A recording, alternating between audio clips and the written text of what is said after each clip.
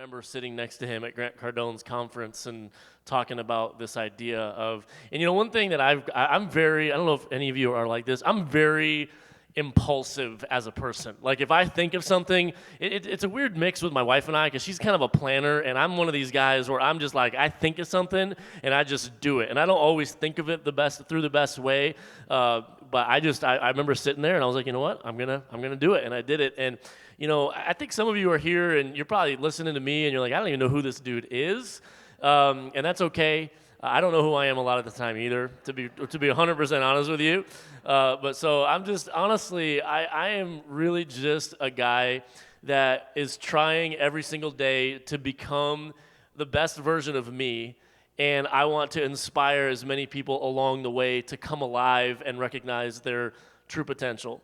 And so for the next 30 minutes, I want to do my very best to give you just a couple of practical takeaways of some things that you can do in your own life every single day to really help you to learn how to become the best version of you, and starting by learning how to deal with the most difficult person you ever have to deal with in your life. How many of you know what it's like to deal with difficult people? You got difficult people at your work, you got difficult people in your family, but I don't know if you knew this, but the most difficult person, I think I'm doing this right, is it the next arrow? There we go. The most difficult person that you will ever deal with in your life is you, not Macaulay Culkin, you, all right? I tried to find like a picture of a mirror, and like this was like big when I was growing up. How many of you remember seeing Home Alone in the theaters? That was like a big deal.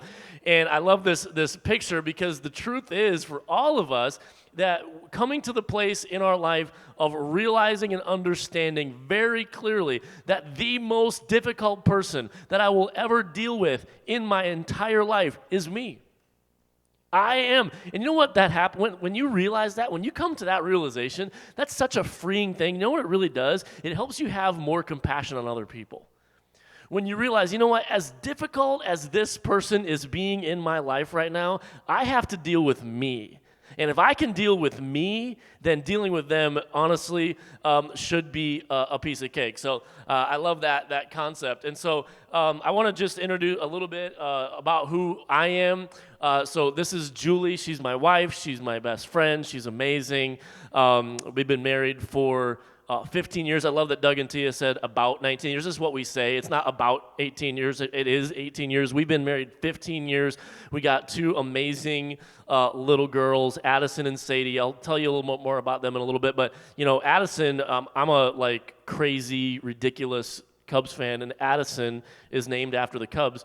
A lot of people don't know that, but she was named after the Cubs because Wrigley Field, where the Cubs play, is on Addison Street. That's why she's named Addison. So I name people after sports teams. A lot of people name their dogs after sports teams. I name my kids after sports teams. So that's just that's the truth. So just a little bit about me is I'm someone. why is there needles on this? This picture means a lot to me. Because it really kind of encapsulates who I am and what I'm about. I was a minister at a church for a long time, and actually, when I was ministering at this church, we were pastoring a church of 500-600 people. It was pretty successful, but 2 days a week, I was driving 30 minutes, and nobody knew this. I was driving 30 minutes a day, 2 days a week to donate plasma for $300 a month. And the reason is because we really wanted some extra income to buy some plane tickets so that my family could go visit our extended family in Kentucky, where we currently live. And at that time, I was a miserable person. I was doing my very best to just give away and help a lot of people, but inside I just had nothing left to give. And I remember coming home from work and sitting on the couch begging my kids to watch a movie because I had no energy. A lot of parents, this is me. A lot of parents are trying to figure out ways to take the iPads out of their kids' hands. I was trying to figure out ways to put the iPads into my kids' hands. Because for me, it was just easy. It was so much easier than getting down in there and spending time and energy that I didn't have. And so I was just at a breaking point in my health. I was at a breaking point in my finances. And that's what I've really come to understand about the power and value of just really helping people dramatically change their financial situation. And there's a lot of people that your financial situation would dramatically change with an extra $500 a month. And that's why I really got started doing what I do. And Tia, talked a lot about side hustle. And my first idea was, hey, I want to figure out if there's a way that my side hustle can make me stop doing that. And if my side hustle could make me stop doing that. I remember one time I was coming home from donating plasma, and I'm kind of a little anemic, so I have some blood issues. And I was driving home, and I kind of blacked out a little bit, and I kind of came to driving in the opposite lane with a semi coming towards me. And I was like, I don't think I should be donating plasma anymore. Like, I don't feel the best. But that means so much to me, and my life has come a long way since that time of donating plasma. And now in the last 5 years, we've been a part of helping impact about 40,000 people over the last 5 years become the best versions of themselves. And about a year ago, Doug alluded to it, but I wrote a book that really was just something that I was honestly writing with my life for the previous 30-some years, and I just needed to take some time to put words on some paper. But really, it's about helping people become the best version of themselves. We've sold a little over 5,000 copies, but to be honest, when I first started, I was like, here's my goal. We're going to sell 10,000 copies in the first month. And now we're like 8 months in, and we've sold 5,000 copies in 8 months. But it's crazy because sometimes you feel like your life is a failure. I was talking to somebody else outside about this. You know what's so interesting? I don't know if you ever realized this, but we always compare ourselves with people that have more than we do. Did you notice that? Like, we never compare ourselves with people that make less than us. We never compare our business with people that have a lesser business than us.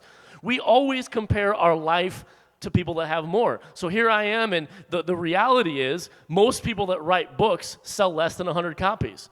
But I'm not comparing Chasing Better with people that have sold less than 100 copies. I'm comparing my book with Rachel Hollis.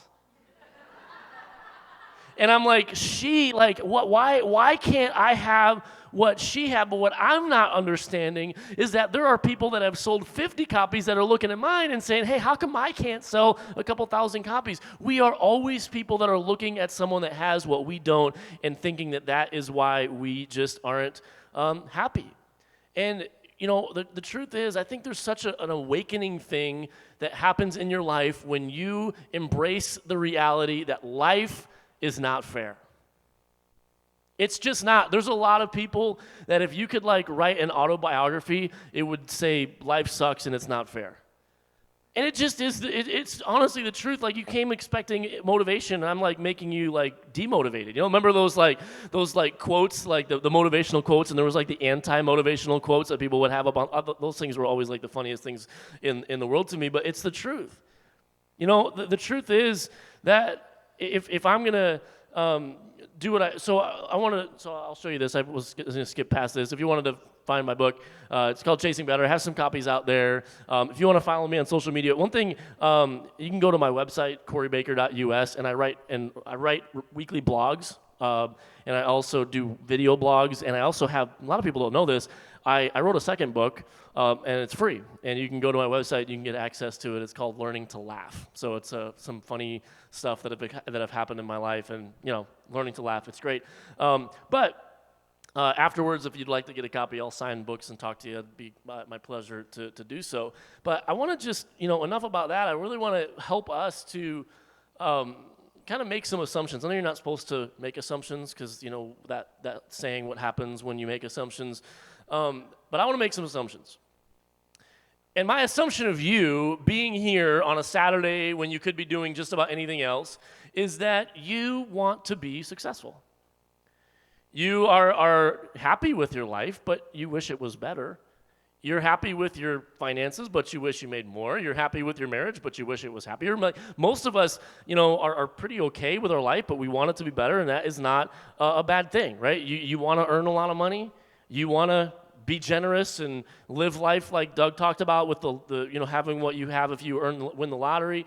But also on the flip side, you've probably had some stuff happen to you that isn't fair. You've had some people hurt you. You've had some people break promises. You've had some people that have hurt you and wronged you. You've had some setbacks. You've had a great business idea that you've had some people say no to. Here's the cool thing. It's a good thing for all of us that failure, setbacks, and no are just part of the process of you getting to where you want to be. I talked about Rachel Hollis before and about how, successful she is with her book, but I didn't know that she wrote about 12 books prior to the one that she wrote that made her as famous as she is. And we don't talk a lot about those 12 books. We just think that people are overnight successes. Very rarely are people overnight successes. We are people that have been successful over a period of time of learning how to deal with setbacks in our life. How many of you have ever in your business or in your life been disappointed before? All right, can I tell you something? It really, truly is all in how you look and understand what disappointment is. I saw this quote by a guy that is fairly successful. His name is Bill Gates. This is what he said. There's no secret. Somebody asked him the secret to his success. There's no secret. I simply showed my plan to 1,200 people. 900 said no, and only 300 signed up. 85 actually did something, but only 35 were serious. And out of those 33, 11 made me a multimillionaire. That's Bill Gates talking about Microsoft. You know how many people? There was 1,100 people that said no to Bill Gates. That's mind-blowing to me, but there's just this idea, and I heard one of our mentors, his name is Dan, and he talks about this concept that I don't care what business you are in, whether you are a pastor, you're a leader, you're a coach, whatever you are, there's this idea, you know what, some will, some won't, so what? So many of us spend so much of our time and so much of our energy wondering what's wrong with us because some people won't. We wonder what's wrong with me because these people are not buying into me. And you know what happens is just like what happens in this picture with this guy with the diamond. You started with this idea of digging for gold and digging for life and digging for what you want. And at the end of the day, you thought that if you just swang that pickaxe one more time, that those diamonds were going to be there. And eventually there came a point when you said, you know what, these diamonds are never going to come. And so you turn around and you walk away, not knowing that you were one more swing of your axe away. You were one more conversation away. You were one more season of dedicated action away from the life that you have always dreamed of. But you stopped. I will tell you that if you want to learn how to be successful in your life, there's a couple things that we need to learn how to do. And number one, it's truly learning how to navigate and deal with discouragement in your life. I was talking to somebody out there and I said, you know what? I can't think of anything that I've learned in my life that's helped me be more successful than learning how to manage my emotions. I want you to think back in your life about some of your most difficult seasons that you've ever been through. I would almost guarantee you that you were a mess emotionally during those seasons. And emotions aren't bad. Emotions are a very, very good thing. I consider myself to be a very emotional person. But at the end of the day, there has to be a moment where we realize that I use my emotions to my benefit. I do not allow my life to be run by my emotions, and there's a difference. There's some of us that allow our life, that allow our family, that allow our business to be run by emotions. And I'm telling you, that's going to be a problem. So, told you I was going to give you two things that I wanted to give you to help you. And I might go 5 minutes longer than I said I was going to, but this is going to be good, I promise. Number one, if you truly want to learn, and these are things that I can help you to do that cost you no money, that don't require skill, but it just requires a lot of consistency. Number one, learn in your life how to become a massive encourager. Become a massive encourager. Here's what I think life is like. Life is like trying to walk up on an escalator that is moving down.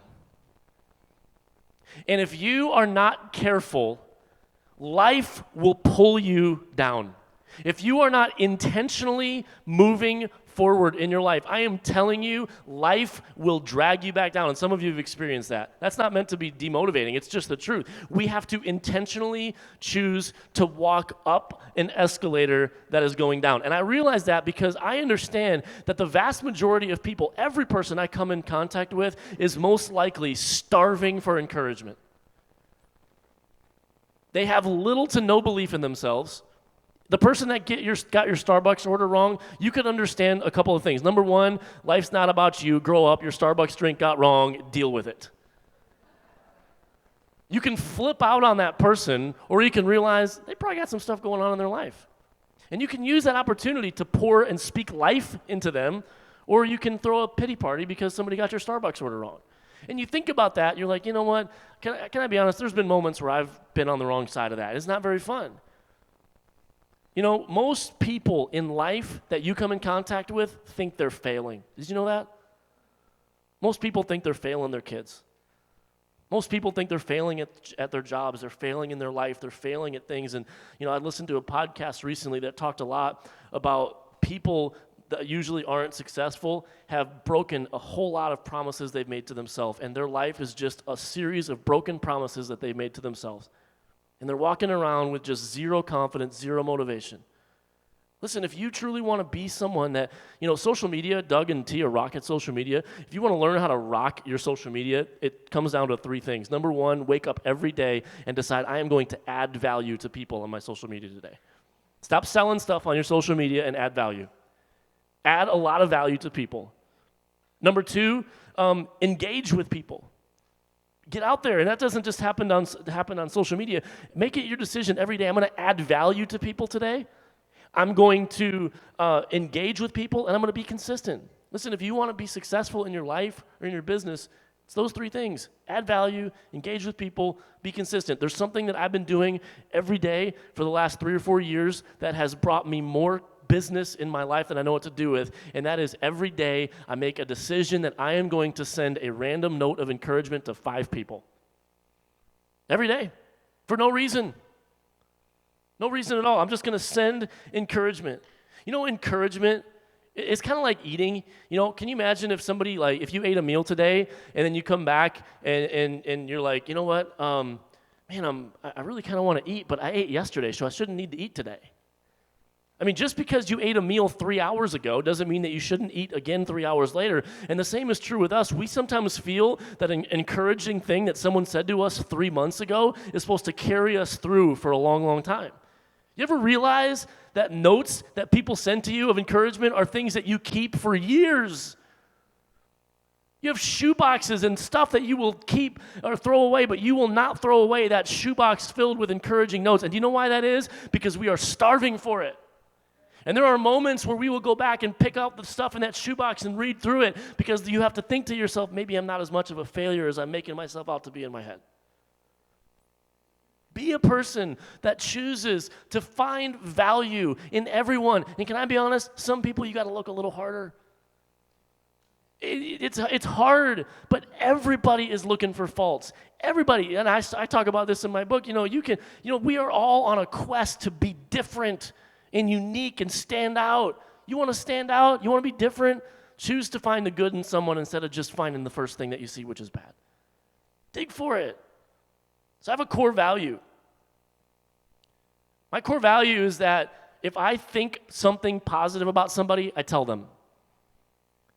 You ever find yourself thinking something positive and you're like, oh, that person, they look really good today?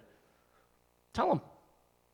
Man, that person is a really good mom. You think that in your head. Tell them.